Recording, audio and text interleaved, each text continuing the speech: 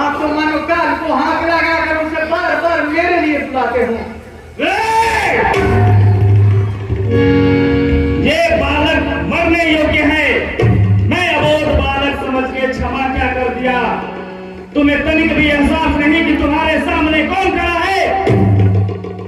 विश्वामित्र, तुम इसे मेरे सील के बारे में बताओ, वरना ये अबोध बालक अपना जान गवा बैठेगा। आपके सील को कौन नहीं जानता। आपका सील पूरे संसार भर में विख्यात है। आप माता पिता के ऋण से उम्मीद हो ही गए। रही बात गुरु के ऋण का, वो लगता है मेरे ही मत। इसलिए हे मुनिवर, आप जो भी चाहे वो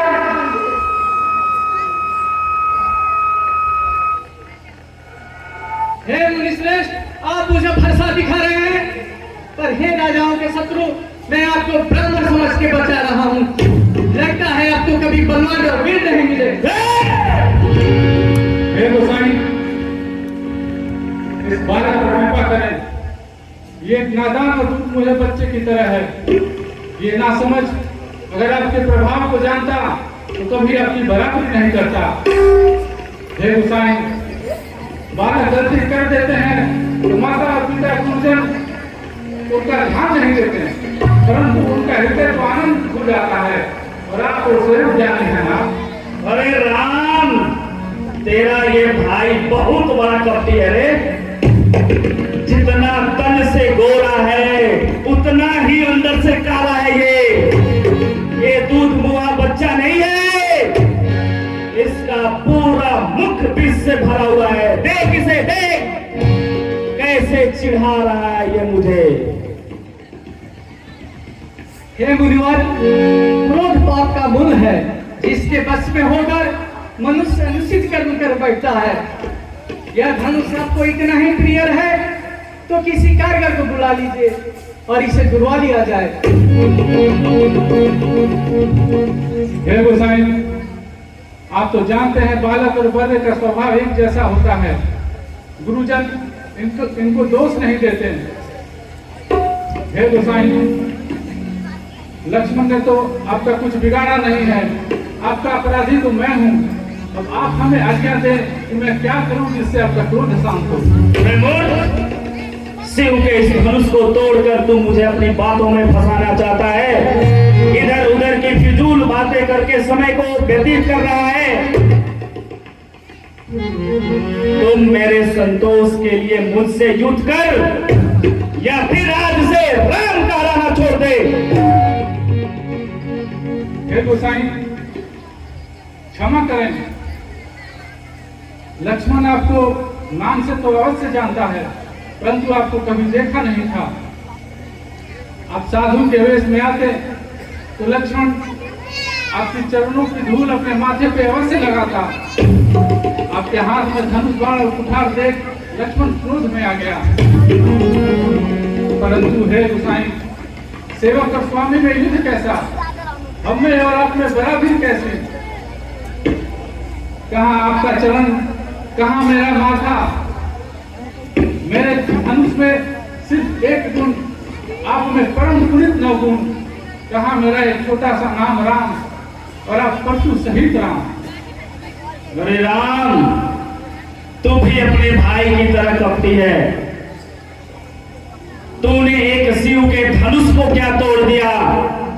तेरे अंदर इतना अहंकार आ गया कि मानो तूने जगत को जीत लिया है। तुम्हारा भाई जितना भी कार्य कर रहा है वो तुम्हारे सहमति से ही कर रहा है। ये मुझे ज्ञात हो चुका है। हे गोसाई, विचार कर बोले।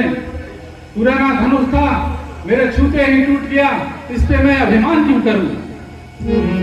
हे गोसाई, चाहे युद्ध भूमि में देवता दैत्य और दानव हमें एक साथ क्यों न ललकारें, हम खुशी पूर्वक युद्ध करते हैं। क्षत्रिय शरीर धारण कर जो युद्ध से भागता है वो अपने कुल को कलंकित करता है। और हम तो क्षत्रिय हैं, रघुवंशी हैं, और रघुवंशी रण में काल से भी नहीं डरते।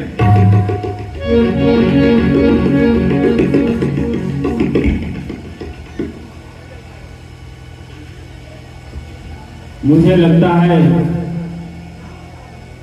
शायद नारायण का अवतार हो चुका है। मेरे मन में एक संदेह उठ रहा है।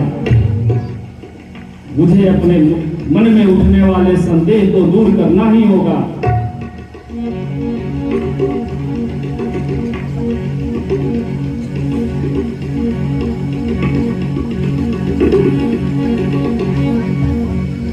हे राम, पता नहीं क्यों मेरे मन में एक संदेह उत्पन्न हो चुका है। मैं चाहता हूं तुम मेरे इस धनुष में प्रत्यंचा को चढ़ा दो।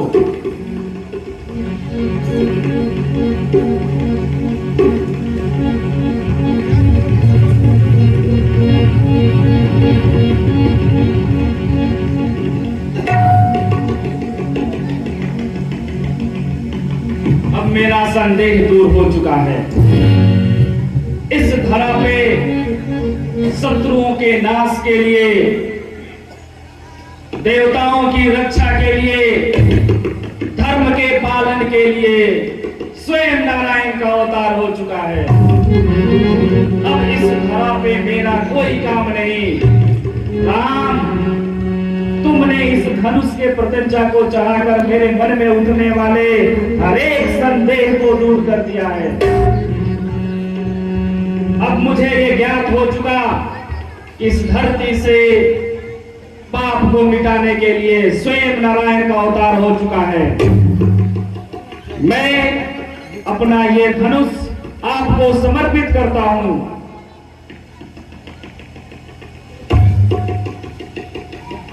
अब मुझे ये धरती को छोड़ के हिमालय की तरफ जाना होगा।